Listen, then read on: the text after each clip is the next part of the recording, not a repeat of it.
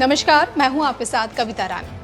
अब जब सत्ता पर आसीन देश के प्रधानमंत्री नरेंद्र मोदी को 11 साल पूरे हो चुके हैं, तो गृह मंत्री अमित शाह द्वारा सरकार के इन्हीं 11 सालों के शासन को संकल्प, साधना और समर्पण का स्वर्णिम कालखंड बताया जा रहा है। और ऐसे में क्या अब जाकर पीएम मोदी का ड्रीम पूरा होगा?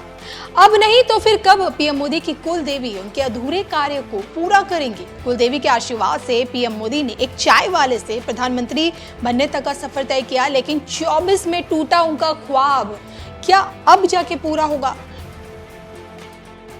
लोकसभा चुनाव में मिले झटके के बाद दिन पर दिन मजबूत होते पीएम मोदी क्या अभी भी 1984 वाला रिकॉर्ड तोड़ पाने की ताकत रखते हैं? इसी पर देखिए हमारी ये सबसे खास रिपोर्ट। स्वर्णिम कालखंड में पीएम मोदी का अधूरा सपना, एक्शन मोड में पीएम मोदी की कुल देवी, अब चमत्कार नहीं तो फिर कब? देखिए सिर्फ और सिर्फ धर्म ज्ञान पर। नवरात्रि हो या फिर शक्ति का कोई धाम, मां भगवती के प्रति उनकी भक्ति पिछले 50 सालों से नजर आ रही।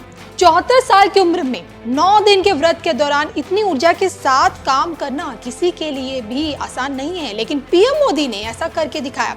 पीएम मोदी कहीं भी होते हैं, चाहे कितने ही व्यस्त क्यों ना हो, शारदीय चैत्र नवरात्र में 9 दिनों का उपवास रखना कभी नहीं भूलते। पावनगढ़ का कालिका धाम हो या फिर कच्छ का आशापुरा माताराम मंदिर, कोलकाता का दक्षिणेश्वरी काली मंदिर हो या फिर गुजरात का अंबाजी मंदिर, जब जब मौका मिलता है शक्ति के 51 शक्तिपीठों के दर्शनों से पीएम मोदी कभी दूर नहीं रहते। और इसी के साथ कुलदेवी के प्रति उनकी आस्था भी किसी से छिपी नहीं है। 2022 में गुजरात चुनाव से ठीक पहले आपको याद होगा कि पीएम मोदी ने अपनी कुलदेवी के दर्शनों के लिए मोढेरा गांव में स्थित मातंगी माडेश्वरी धाम वो पहुंचे थे, और जो कि मोड समाज की कुलदेवी मातंगी देवी है, और तो पीएम मोदी की भी कुलदेवी यही है, और जिस कारण यहाँ की भक्ति से मिलने वाली शक्ति पीएम मोदी को हर एक मुसीबत से आज तक बचाती आई है। दरअसल पीएम मोदी की कुलदेवी माडेश्वरी माता का ये धाम कितना चमत्कारी है, इसका अंदाजा आप इससे लगा लीजिए कि 16वीं सदी में बना ये मंदिर काफी चमत्कारी। यहाँ माँ के दरबार में आया उनका कोई भी भक्त कभी खाली हाथ नहीं लौटता। मंदिर से जुड़ी मान्यता तो यही कहती है कि मुंडेश्वरी माता ने अपनी 18 भुजाओं के साथ कर्नाट नाम के राक्षस का वध किया और लोगों को भय से मुक्ति दिलवाई। मुंडेश्वरी माता के हर एक हाथ में हथियार था। इनके हाथ में त्रिशूल, खड़ग, तलवार समेत दूसरे हथियार भी शामिल है। मुंडेश्वरी माता मंदिर में उनका यही रूप विराजित है, और मान्यता तो ये भी है कि भगवान श्री राम ने भी यहीं आकर पूजा की। मुंडेश्वरी माता की ये जगह आज भी मोढेरा के नाम से जानी जाती है, लेकिन प्राचीन काल में इसका नाम मोहरकपुर था। और साल 2022 में अपनी कुलदेवी के दर्शनों के बाद ही पीएम मोदी गुजरात में पुनः कमल खिला पाने में कामयाब भी हुए थे। और इन सब चीजों को देखते हुए ये कयास लगाए जा रहे हैं कि अब आगे के जितने भी विधानसभा चुनाव हैं, उन्हें फतेह पाने की शक्ति पीएम मोदी को अपनी इसी कुलदेवी से ही मिलेगी। अब देखा जाए तो देखिए, पिछले साल के लोकसभा चुनाव में पीएम मोदी का 400 पार वाला ख्वाब टूटा था, और भले ही सहयोगी दलों के साथ पीएम मोदी सरकार बनाने में कामयाब रहे, लेकिन जीत की तीसरी हैट्रिक में कांग्रेसियों को 1984 वाला रिकॉर्ड तोड़ पाने में वो असफल जरूर साबित हुए। हालांकि देखिए, इन झटकों के बाद भाजपा ने हरियाणा, महाराष्ट्र, दिल्ली इन 3 विधानसभा चुनाव में क्लीन स्वीप विक्ट्री हासिल की। और अब आगे इसी साल यानी कि बिहार का चुनाव है, फिर 26 और 27 में बंगाल है, यूपी है, पंजाब है, गुजरात और हिमाचल प्रदेश, इन राज्यों में चुनाव होने, जहां जीतने के लिए जनता का साथ साथ कुलदेवी का आशीर्वाद पीएम मोदी के लिए बहुत ज्यादा जरूरी है। और अब जब सोचिए पीएम मोदी का स्वर्णिम कालखंड भी चल रहा है, तो ऐसे में क्या कुलदेवी की शक्ति ही उनके इस अधूरे कार्य को संपन्न करेगी? इस पर आप क्या सोचते हैं? कमेंट करके बताइएगा जरूर।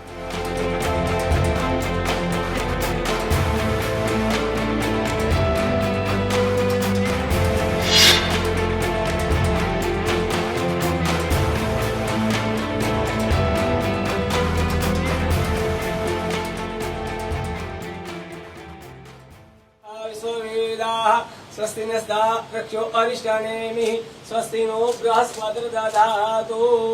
एवं रत्नपीठे शुक्लकलपठितं शृण्वन्ति निशामलाङ्गे न देशकान्तिमुदं मा पुरुषो वेदगुं सर्वं जद्भूतं विष्टभाव्यम उतामृतशेषा कावेरी सरयू महेंद्र तनया चर्मणवती वेदिका क्षिप्रा वेत्रवती महासुरनदी ख्याता गया बुद्धिमती देवी नमः अक्षरान् समर्पयामि अक्षरनमी मदन्तः दो भस्तवानो विष्णुमती आजानु विरोधि ओम जगजननी मा जया जया तो सतचित्तमा गमया तू मातंगी मा मैया तू ही लक्ष्मी मैया. So I should also say I'm fasting right now. It's been almost 2 days, 45 hours.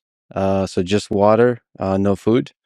In honor of this conversation, just to get in the right mindset, get into the spiritual level. I've read that you often fast for many days. Can you explain why you fast and where does your mind go when you fast? पहले तो मेरे लिए बड़ा आश्चर्य है कि आपने उपवास रखा और वो भी उस भूमिका से रखा कि जो जैसे मेरे सम्मान में हो रहा हो. मैं इसके लिए आपका बहुत आभार व्यक्त करता हूँ. जैसे आपने कहा कि आपने 2 दिन से पानी पर रहे हैं. आपकी जितनी इंद्रिय है, खास करके सुगंध की हो, स्पर्श की हो, स्वाद की हो, ये इतनी जागरूक हो गई होगी कि आपको पानी की भी स्मेल आती हो. पहले कभी पानी पीते होंगे तो स्मेल अनुभव नहीं किया होगा. कोई चाय भी लेकर के आपके बगल से गुजरता होगा तो उस चाय की स्मेल आएगी, कॉफी की स्मेल आएगी. आप एक छोटा सा फूल पहले भी देखते होंगे, आज भी देखेंगे.